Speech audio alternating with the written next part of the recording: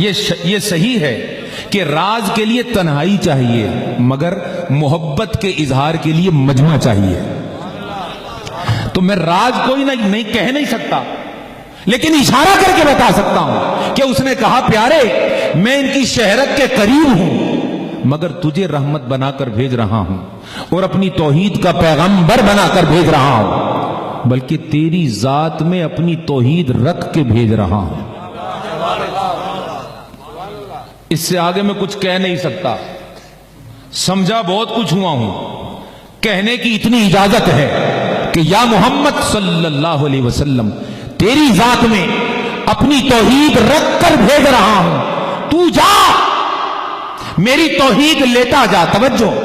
میری وحدت لیتا جا، میرا دین لیتا جا، میری معرفت لیتا جا، میرا عرفان لیتا جا، میرا پیغام لیتا جا، بلکہ تیری ذات کو اپنی توحید کا مظہر بنا کر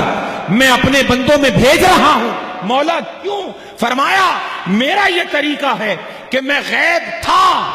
میں غیب ہوں، میں غیب رہنا چاہتا ہوں، طریقہ یہ ہے کہ خود پردے میں رہوں گا، مگر ان کی شہرت سے جو قریب ہے